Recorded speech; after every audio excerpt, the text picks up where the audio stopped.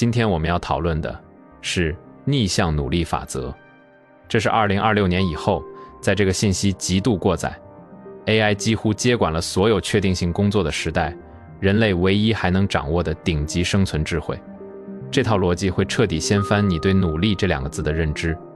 你会发现，你现在所有的焦虑、挣扎和求而不得，其实都是因为你在逆水行舟，你触发了某种宇宙层面的防御机制。如果你现在觉得生活很紧绷，觉得财富和机会总是在你指缝间溜走，那么请你先停下手里那份毫无意义的勤奋。我想邀请你换一个大脑回路，我会教你如何关掉那个名为想要的开关。一旦你学会了这种心态上的断舍离，你就不再是一个苦苦追逐的乞讨者，而是一个让资源主动流向你的吸引者。这不是什么魔法，这是一种高维度的决策艺术。首先，我们要达成一个共识，欲望的本质其实是对匮乏的深度确认。你越想要，就证明你越没有。而这个世界的真相是，只有当你本身在能量上、在认知上已经匹配了某个东西，你才能稳稳地接住它。我想引用哲学家埃伦·沃茨曾说过的那个极其吊诡的倒置定律。他说，当你拼命想要浮在水面上时，你反而会因为身体僵硬而下沉。但当你尝试让自己沉下去，让全身放松，水反而会把你托起来。很多人在现实生活中犯的最大的错误，就是以为意念越强，投入的渴望越多，成功的概率就越大，大错特错。在深层逻辑里，极度的渴望在算法层面就等同于极度的匮乏。当你对生活、对某个项目，或者对某个人发出这种声嘶竭力的信号时，你潜意识里的潜台词其实是在一遍又一遍地确认：我很缺，我现在什么都没有。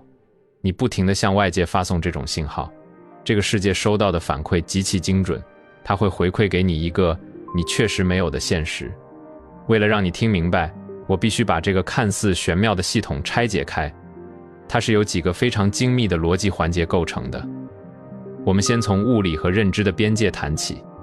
在量子物理里，有一个概念叫量子芝诺效应。简单来说，如果你持续不断地去观测一个不稳定的量子系统，它的演化就会停止。你的盯着看，其实把它的可能性给冻结了，把这个概念挪到你的生活中。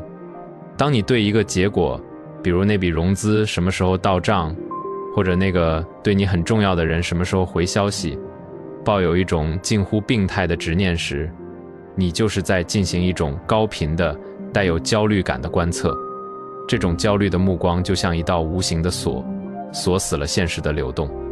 任何事情在没有最终发生之前，它其实是充满无限可能的。但当你带着恐惧和贪婪去死盯着它时，你强制让它坍缩成了一个单一的，甚至可能是你最不想要的现状。因为你的观测源头是匮乏和不安，所以结果往往就会顺着这种不安去演化。放下并不是让你躺平不去干活，放下是让你撤掉那种强迫性的监视。当你不再每隔5分钟就刷一次后台数据，不再每天查几次银行卡余额，你其实是撤销了干扰，你让能量恢复了原本的流动性。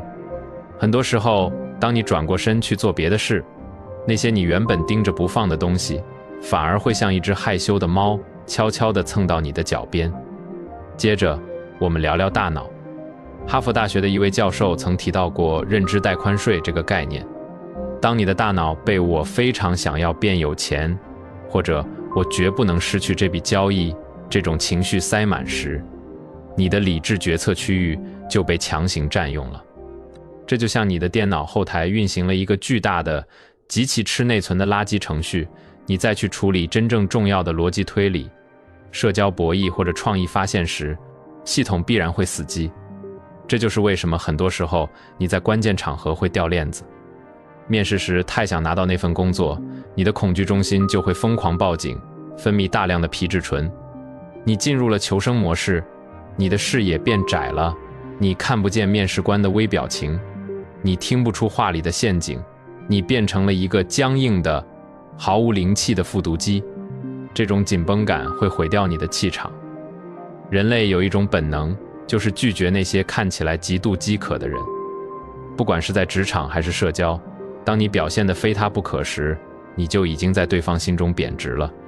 相反，那种所谓的松弛感，其实就是大脑重新拿回了掌控权。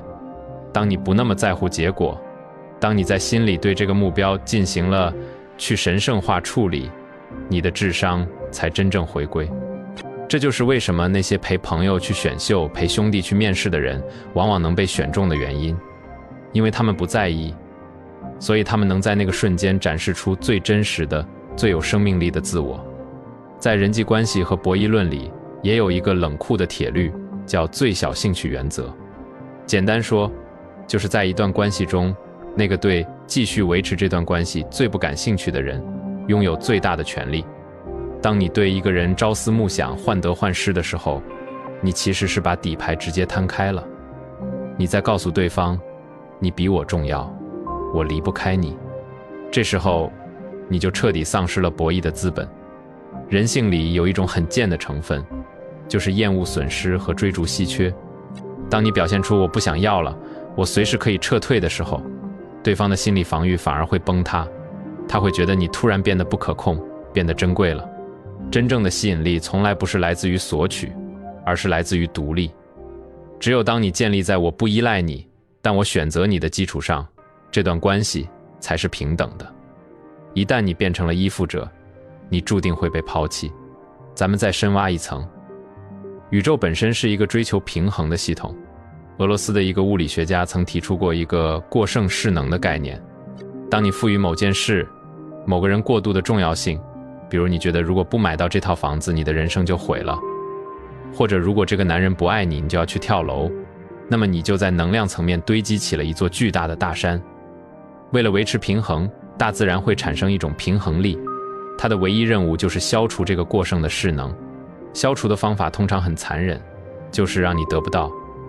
你太看重这次考试，它就让你发挥失常；你把恋人当成神，它就让他背叛你。这不是在惩罚你，这是在纠正你的偏差，让你看清现实，没有任何身外之物值得你搭上全部的灵魂。所以，学会把重要性降下来，告诉自己，这东西我有，很好；没有，我也能过得非常精彩。当你不再给目标施加过大的心理压力时，你和目标之间的阻力就消失了。这才是真正的顺势而为。很多人问我，那是不是我就不该有愿望？不，你永远无法得到你想要的东西，你只能得到你匹配的东西。当你处于一种极度渴求的状态时，你其实在定义自己是一个匮乏者。世界是一面镜子，它不复制你的愿望，它只复制你的状态。那些真正的高手在谈论大生意或者重大利益时，语气平淡的像在喝白开水，因为在他们的认知里，拥有这些是理所应当的，是属于他们的舒适区。而如果你觉得某样东西太贵重了，太难得了，那你其实就在潜意识里告诉自己，我不配。与其去疯狂追逐，不如去建设你的草场。你不需要去追马，你只需要把你的草场种得丰茂，马群自然会来。这就是身份认同的转变。即使你现在口袋里没钱，也要让自己保持一种精神上的富足和秩序感。这种信号的发射，才是真正显化的开始。从经济学的角度看，信号传递也非常关键。任何太容易得到的东西都是廉价的。如果你天天守着手机秒回信息，如果你对任何邀约都随叫随到，那你就是一种过剩供给。你的时间、你的关注都会变得不值钱，把自己活成奢侈品。奢侈品的逻辑就是高冷、稀缺，它从不讨好路人，但人们却愿意为它排长队。你的专注力应该放在自我提升和创造价值上，而不是放在求人垂青上。最后，我想聊聊那个更深层的概念——臣服。这在我的原则里占据了核心地位。我们为什么总是想要控制一切？因为我们内心的那个小我充满了恐惧，他以为只要按自己的剧本走，人生就是安全的。但这种认知其实非常局限。你拼命想要的那个职位，可能是一个让你几年后彻底崩溃的陷阱。你爱的死活不肯放手的那个人，可能是来消耗你生命能量的。很多时候，当我们两手一摊，说我累了，随便吧，这并不是摆烂，而是一种深层的信任。你依然在划船，但你不再执着于船一定要停在哪个码头。当你放下了那种变态的控制欲，你才真正进入了顺流状态。机会会以你意想不到的方式出现，贵人会在转角处等你。这就好比跳伞，你死死抓住机舱门不放，你只能感到恐惧。当你真正跳下去，放开双手，你才能看见整个云海。如果你手里紧紧攥着2块过期的烂糖果，你哪有手去接住那些钻石？所以醒过来吧，不要再去当那个焦虑的追逐者。你要明白，想要是匮乏的呐喊，而不想要是富足的低语。在这个充满悖论的现实里，最强大的力量从来不是紧握的拳头，而是张开的双臂。你可以努力去赚钱，但别成为金钱的奴隶。你可以去追求爱情，但别弄丢了自尊。你可以去奋斗，但别忘了在奋斗的过程中，你本身就已经是具足的。当你不再试图证明自己的时候，你已经向世界证明了一切。当你不再试图讨好世界的时候，世界才会反过来讨好你。老话里有一句智慧，叫夫唯不争，故天下莫能与之争。这不是让你不作为，而是让你在精神上做一个亿万富翁。从今天起，试着把那些沉重的得失心卸下来，该干嘛干嘛，把手头的小事做到极致，把对结果的执念转化成对过程的沉浸。当你真的敢两手空空地站在这个世界上，你会发现，风来了，雨来了，万物都开始向你靠拢。